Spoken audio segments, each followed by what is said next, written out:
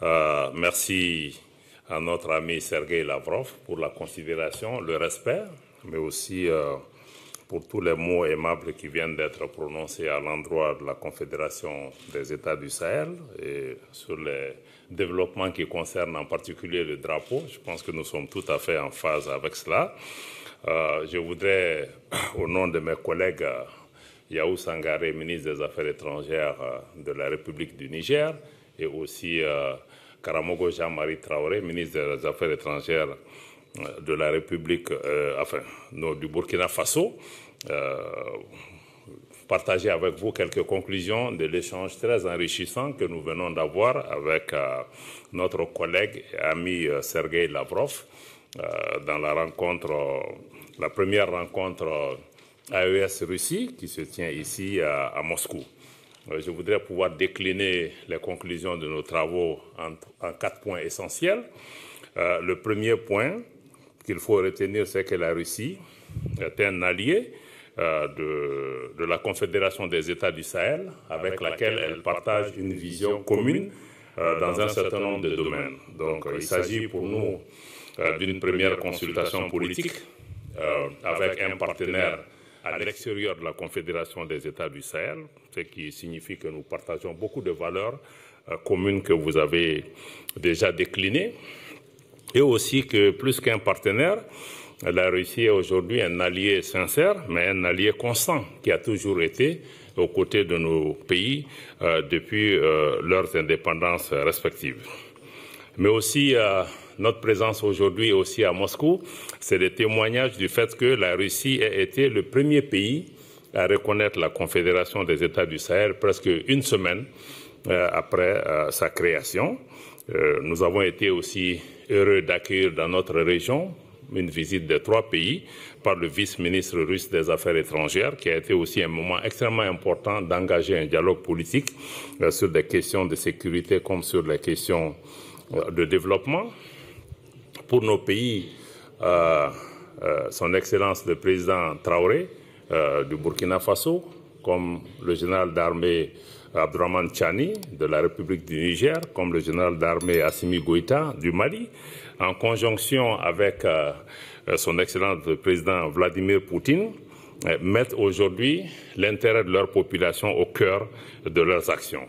Et dans ce cadre, nous avons une convergence de vues, comme le ministre Lavrov l'a indiqué, sur toutes les grandes questions de sécurité, de paix et les questions politiques internationales, mais aussi nous avons une lecture commune de la lutte contre le terrorisme, l'insécurité dans notre espace, terrorisme qui est d'ailleurs soutenu par des sponsors étatiques étrangers, y compris des acteurs régionaux, des acteurs de notre espace qui continuent à servir de base arrière et à soutenir le terrorisme, ce qu'il faut combattre, y compris l'Ukraine, qui est à vos portes ici, que nous considérons comme un État terroriste tout simplement.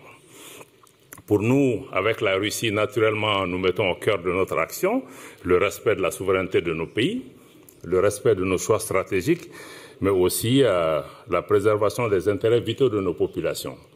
Nous travaillons avec la Russie dans le cadre du groupe des Amis de la Charte, parce que pour nous, c'est important que l'action internationale, que les relations internationales ne soient pas bâties sur la force, mais sur le respect de la Charte des Nations Unies, mais pas dans le cadre d'une lecture étriquée que certains font de la Charte.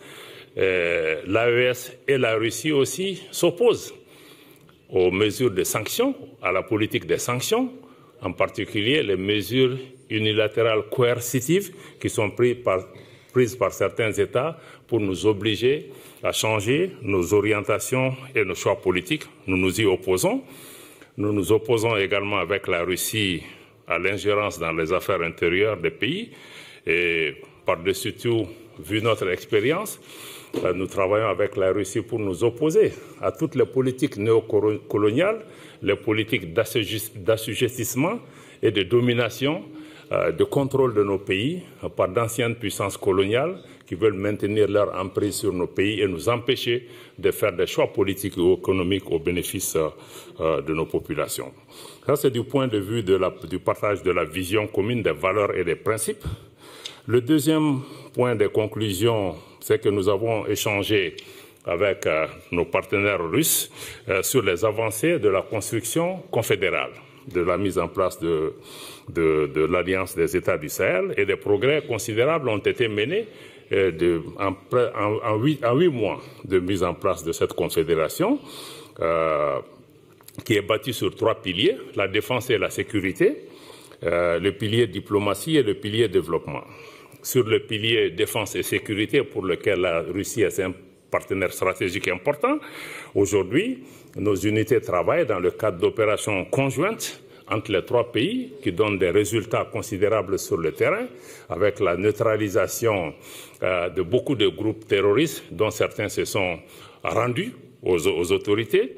Aujourd'hui, nous évoluons dans le cadre d'opérations militaires conjointes. L'objectif pour nous est d'arriver à mettre en place une force unifiée de la Confédération des États du Sahel pour mutualiser nos efforts dans le cadre de la lutte contre le terrorisme. Aujourd'hui, il y a un moment, nos pays ne contrôlaient pas tout leur espace territorial. Aujourd'hui, il y a des progrès considérables qui ont été faits, et sur le plan militaire, la prise de Kidal, il y a 2 ans, dans le nord du Mali, a été une étape importante pour nous permettre de reprendre le contrôle de nos territoires et d'assurer la sécurité. Et sur le plan diplomatie, nos 3 pays travaillent ensemble dans le cadre de la Confédération des États du Sahel pour parler d'une seule voix. Moscou aujourd'hui nous en donne également l'opportunité. Nous souhaitons travailler pour accroître la reconnaissance de la Confédération des États du Sahel, tant au niveau bilatéral qu'au niveau multilatéral. Beaucoup de pays s'ouvrent progressivement à cette possibilité. Et nous nous coordonnons au plan international sur beaucoup de questions, y compris la question des droits de l'homme et beaucoup de questions politiques. Sur le plan du développement, nous travaillons à renforcer une intégration des peuples d'abord, entre nos populations, mais asseoir la libre circulation. Nous avons mis en circulation récemment un passeport AES pour nos 3 pays. Ensuite, une décision est prise pour la mise en circulation des cartes d'identité biométriques et aussi avoir un espace de visa qui sera aménagé, un visa commun à nos 3 pays. Nos pays travaillent aussi dans le cadre de projets structurants dans le domaine des infrastructures, de l'énergie et d'autres domaines. Nous travaillons à mettre en place dans les mois qui viennent une banque d'investissement, parce qu'il faut dégager des ressources nécessaires pour pouvoir nous-mêmes financer le développement de nos pays. Et récemment, nous avons mis en place un prélèvement confédéral qui permet de prélever 0,5% des importations pour pouvoir financer le fonctionnement de cette organisation, de cette confédération, mais aussi en même temps pouvoir financer la banque d'investissement, mais aussi financer les différents projets structurants dans notre souci d'avoir une organisation qui soit autonome, mais qui soit financée principalement par nos ressources, même si nous restons ouverts à différents partenariats sans qu'ils puissent prendre le contrôle de notre organisation. La Confédération, en termes d'avancée aussi, a mis en avant le renforcement de son identité visuelle. Je me réjouis du fait qu'aujourd'hui, nous ayons pour la première fois, comme le ministre Lavrov l'a indiqué, que le drapeau de l'AES soit monté en dehors de l'espace AES pour la première fois. C'est aujourd'hui ici, au niveau de la Confédération de Russie. Donc nous les remercions pour cela. Je crois que c'est un pas important. Nous avons aussi développé un logo qui est au centre de ce drapeau. Et aussi nous travaillons à mettre en place une télévision et une radio de l'AES, parce que nous sommes aussi dans un monde de guerre informationnelle où il est important que nous puissions avoir des modèles alternatifs pour pouvoir donner nous-mêmes l'information. Nous sommes disponibles pour travailler avec les partenaires russes aussi qui ont la même préoccupation. Désormais, l'AES est une réalité géostratégique qui a certainement bouleversé les équilibres pour des partenaires qui étaient dans des schémas de domination ou de néocolonisation. Il y a certainement des défis importants, des défis qui viennent surtout d'anciennes puissances coloniales, ou puissances occidentales, ou en tout cas d'acteurs régionaux en quête de leadership ou de domination sur nos pays. Et ces défis, nous allons pouvoir continuer à y travailler. Aujourd'hui, l'AES est un espace géographique très important et stratégique au cœur de l'Afrique de l'Ouest, avec 75 millions d'habitants. et un potentiel économique extrêmement important si nous arrivons à assurer la paix et la sécurité. C'est pourquoi c'est important pour nous d'avoir ce partenariat avec la Russie pour nous aider à avoir la paix, la stabilité, pour pouvoir exploiter nos ressources au bénéfice de nos populations, mais aussi au bénéfice des partenaires qui viennent avec nous.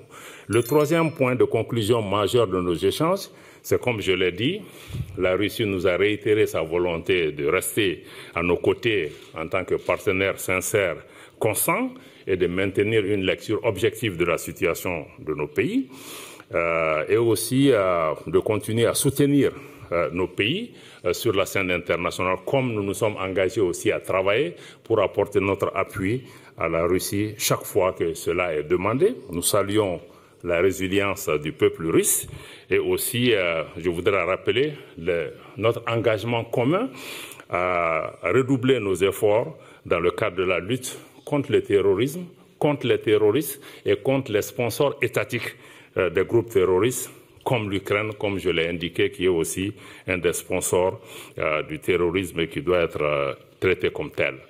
La Confédération AES œuvre à défendre en particulier notre sécurité. Nous avons été bâtis pour ça en particulier, mais aussi défendre les intérêts de nos populations. Nous ne cherchons à menacer aucun pays, aucun peuple.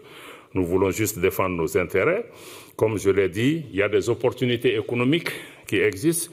Nous voulons travailler à des mesures de facilitation des investissements pour les partenaires extérieurs pour pouvoir nous aider à exploiter, à transformer nos productions, nos produits au bénéfice de nos populations et à développer des différentes infrastructures dans le domaine de la télécommunication, des mines, de l'énergie et de l'énergie renouvelable.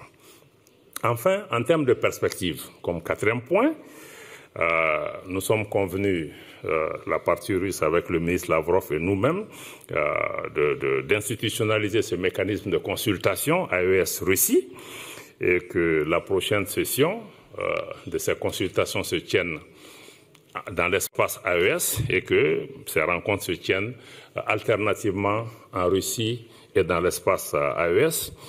Nous sommes aussi convenus, nous nous en réjouissons de l'établissement d'un partenariat stratégique entre l'AES et la Russie sur les questions de sécurité, mais comme sur les questions de développement et de coordination diplomatique. Nos pays expriment leur intérêt de voir la Confédération des États du Sahel avoir des ponts avec les BRICS pour deux raisons essentielles. La Russie étant un membre des BRICS, les BRICS aident à évoluer aujourd'hui vers un monde multipolaire qui respecte la souveraineté des États. Nous pensons que c'est quelque chose qui est important. Et nous comptons aussi sur nos amis russes et d'autres amis qui font partie des BRICS pour pouvoir nous accompagner dans ce domaine. Et le deuxième aussi intérêt pour les BRICS, c'est qu'ils offrent aussi un modèle de financement alternatif, comme la Banque des BRICS qui peut aussi aider dans l'évolution économique et le modèle économique que nous avons mis en place. Et enfin, je me réjouis du fait que nous avons un communiqué qui sanctionne nos travaux et je suis certain que vous allez pouvoir parcourir cela. En tout cas, en résumé, je pense que c'est un dialogue qui est continu, c'est un engagement fort des deux parties de travailler ensemble, d'avoir un partenariat stratégique ouvert, voilà, qui nous permettent aussi de travailler avec d'autres partenaires et d'autres alliés pour l'intérêt de nos populations, pour la sécurité de notre espace, pour notre autonomie en tant qu'acteur international qui puisse agir sans être sujet à des injonctions ici et là. Voilà ce que je voulais dire, qui puisse contenir un peu les conclusions de nos travaux. Les ministres, moi c'est Brahma Traoré, journaliste de la télévision nationale du Mali. La question s'adresse au ministre Sergueï Lavrov. Vous venez de rencontrer vos homologues de la Confédération des États du Sahel. Une première rencontre. Est-ce qu'on peut savoir les principaux engagements pris à l'issue de cette première rencontre pour renforcer ces partenariats, ces nouveaux partenariats entre AES et la Fédération de Russie, notamment dans les domaines de la diplomatie, de la défense et du développement?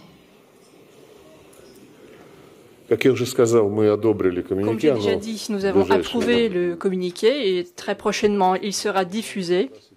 L'attention est portée aux questions de la défense et de la sécurité pour assurer l'indépendance, la souveraineté et l'intégrité territoriale de 3 pays qui ont formé la Confédération AES. Comme vous avez déjà entendu parler aujourd'hui, il crée des forces unifiées de la Confédération AES et la Fédération de Russie a approuvé, confirmé aujourd'hui qu'à part le renforcement de la capacité de ces 3 pays dans le cadre bilatéral, la Russie apporterait son soutien pour la formation de ces forces armées unifiées de l'Alliance des États du Sahel. Nous allons fournir des consultations parce que nous avons une expérience de travail avec notre voisin, les républiques de Biélorusse. Nous avons également l'expérience de travail avec les membres de l'ETCS et je pense que cette expérience pourra être bénéfique pour la formation des forces unifiées de l'Alliance des États du Sahel. Bien sûr, nous serons prêts à transmettre cette expérience en organisant une formation en continu et en utilisant les instructeurs russes qui travaillent déjà dans les pays qui sont présentés ici. Bien sûr, il s'agit de la livraison des articles à destination militaire. Bien sûr, c'est un pas important pour renforcer, pour établir ces forces unifiées dans ce format. Et nos spécialistes peuvent leur aider à développer un schéma d'approvisionnement de ces forces pour fournir des armes concrètes, le matériel militaire concret. Là-dessus, nous avons des accords tout à fait concrets. Suite à nos actions bilatérales, il y a maintenant ce format quadripartite et qui va enrichir nos liens en matière militaire et technique. Quant à la diplomatie, nous avons confirmé l'affinité de nos positions sur les questions de la vie internationale. Nous coordonnons nos efforts, nos actions au sein de l'ONU. Les pays amis qui sont présentés ici soutiennent toutes nos initiatives et sont co-auteurs de nombreuses de ces initiatives dans le cadre du travail de l'Assemblée générale de l'ONU. Nous répondons de manière adéquate et nous soutenons leurs aspirations tout à fait justes, l'aspiration du Mali, du Burkina Faso et du Niger, qui veulent défendre les intérêts nationaux et qui aspirent à avoir le respect de leur indépendance, de leur autonomie. Nous les appuyons non seulement sur le plan politique et moral, mais par exemple quand au Conseil de sécurité de l'ONU on tente de faire passer les décisions qui ne sont pas acceptables pour les pays membres de l'AES, la Fédération de Russie ne fait tout en sorte que ces décisions ne soient pas passées. On peut parler beaucoup de notre coopération au sein de l'ONU, mais alors je vous assure et je tiens à dire que nous avons une solidarité lors des élections de différentes strictions des différents organes de l'ONU et nous soutenons des candidatures que sont proposées par nos États respectifs. Plus en détail, pour vous en informer plus, vous pouvez lire le communiqué de presse. Je pense que c'est un communiqué très important, très utile, et il reflète notre volonté de travailler étroitement de ce format. Merci. L'agence Sputnik, s'il vous plaît. Bonjour, monsieur le ministre. J'ai une question pour le ministre malien des Affaires étrangères.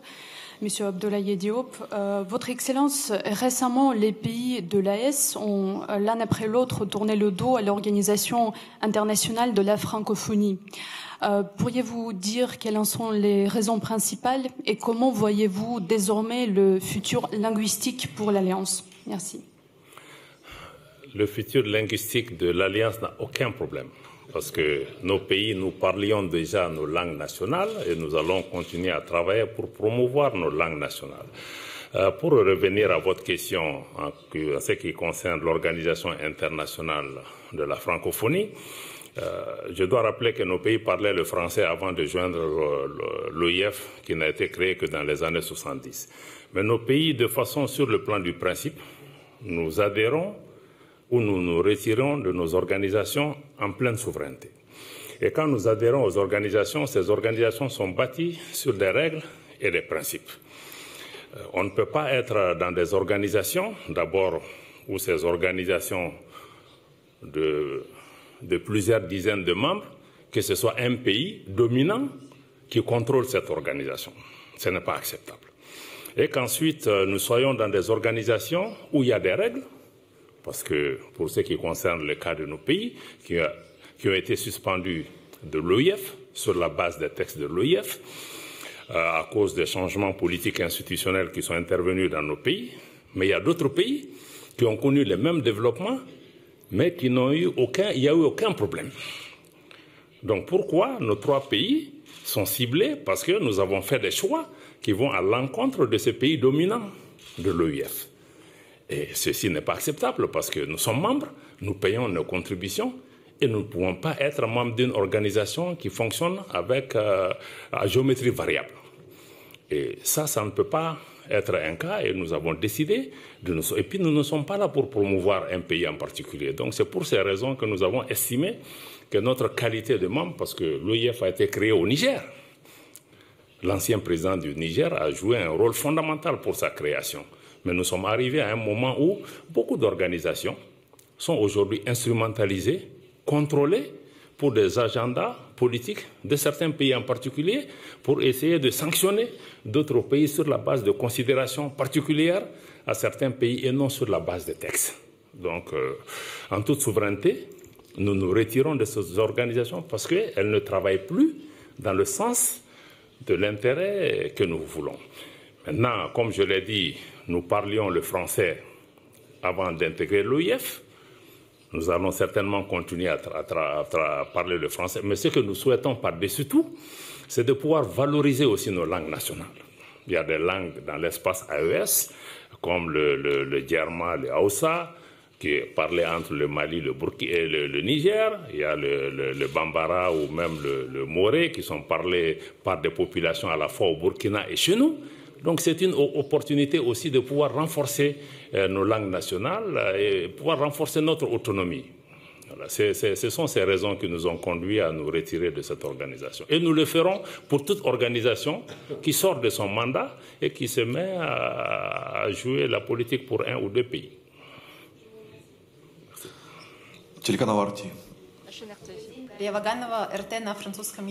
RT en français, Daria Vaganova. Ma question à M. Bakary. 2024, l'ouverture de l'ambassade russe à Niamey, la capitale du Niger, a été annoncée. Où en est-on actuellement? Merci. Merci.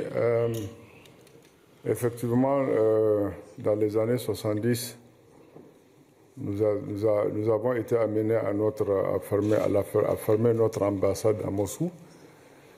À la fin, on s'est rendu compte que c'était une erreur. Qu'on ne peut pas ignorer un pays, ne pas être présent dans un pays comme la Russie. Notre carte diplomatique, elle est essentiellement fondée sur des principes. Celui du bon voisinage, c'est ce qui explique que la plupart de nos ambassades se trouvent... L'intégration africaine, la plupart de nos ambassades se trouvent en Afrique. Le bon voisinage, nous avons des ambassades dans tous les pays voisins. Et nous sommes le développement. Nous sommes présents dans 4 des 5 membres permanents du Conseil de sécurité. Donc, on s'est rendu compte que c'était une erreur, qu'il fallait corriger.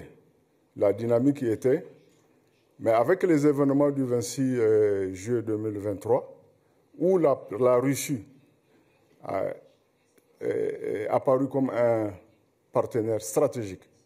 Elle était partenaire déjà du Niger. On avait déjà de la coopération avec la Russie, mais qui était une coopération très nuancée du fait que de certains dictats, des dictats de certains pays, avec l'avènement du CNSP au pouvoir, la Russie était le premier pays à répondre présent à nos côtés.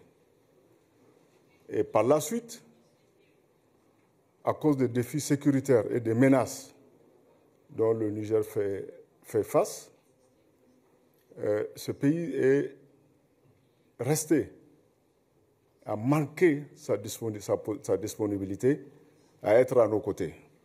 Bien avant, au niveau de l'Assemblée générale des Nations unies, notre délégation avait été empêchée de participation. La Russie était parmi les tout premiers pays à nous apporter son soutien et à nous conseiller à faire du lobbying pour notre pays, pour que notre pays retrouve sa qualité de membre à part entière des Nations unies.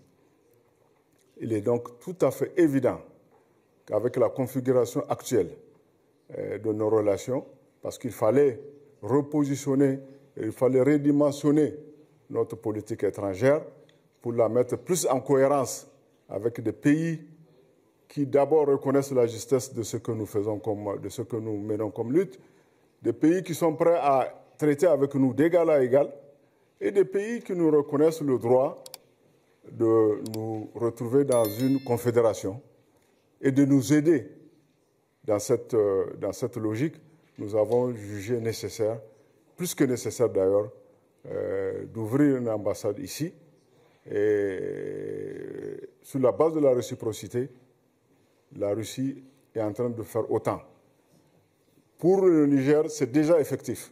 Nous avons notre ambassadeur qui est déjà sur place. Nous avons le personnel diplomatique qui est sur place. Nous sommes dans la logique de l'accréditation d'un attaché de défense. Maintenant, au niveau de la Russie, c'est suffisamment avancé. L'autorisation y est. Dernièrement, l'ambassadeur de Russie au Mali, qui a pour juridiction le Niger, a effectué une mission au Niger. Il a visité des bâtiments. Il est dans la perspective de trouver des bâtiments qui vont abriter la chancellerie, la résidence et l'ensemble du régiment du personnel diplomatique. Et nous attendons d'un moment à un autre pour que la Russie nous propose un nouvel ambassadeur. Et je vous assure, nous l'attendons avec beaucoup d'impatience et ça sera fait dans les plus brefs délais. Merci. Radio Télévision Burkina Faso. Radio Burkina Faso, s'il vous plaît. Bonjour, je suis Mariama Tamboura, journaliste à la télévision nationale du Burkina Faso. Ma question s'adresse à mon ministre en charge des Affaires étrangères. Monsieur le ministre, après cette rencontre d'aujourd'hui, quelles seront les prochaines étapes au niveau de l'AES pour consolider ce qui a été dit aujourd'hui? Bien, merci. Je pense que les prochaines étapes transparaissent déjà à travers les différentes réponses pertinentes qui ont été données par leurs excellences les ministres des Affaires étrangères. Au niveau de l'AES, il s'agira de poursuivre la structuration à travers la consolidation des institutions nouvelles qui vont naître. Et ces institutions, c'est quoi? C'est la force unifiée. Ces institutions, c'est quoi? C'est la banque d'investissement. Ces institutions, c'est probablement les centrales d'achat. Donc, il s'agira pour nous de travailler à consolider la structuration de ces institutions. Et naturellement, dans le cadre des rapports entre la Confédération et la Fédération, on va dire, il s'agira de poursuivre. Aujourd'hui, nous avons validé l'institutionnalisation des consultations au niveau ministre des Affaires étrangères. Et je crois qu'avec les résultats probants que nous avons obtenus déjà, quand vous regardez les chiffres en matière de commerce, il s'agira de poursuivre et je crois que ça se consolide au fil des forats. La Russie est de plus en plus une destination privilégiée pour le secteur privé de la Confédération et vice-versa. Donc nous allons travailler à davantage créer un environnement qui va favoriser ce niveau-là, mais aussi dans tous les secteurs. Et je crois que c'est aussi l'opportunité ici pour encore saluer la disponibilité de la Russie à travailler avec ces nouvelles institutions naissantes, à savoir la force unifiée et la banque d'investissement. Merci.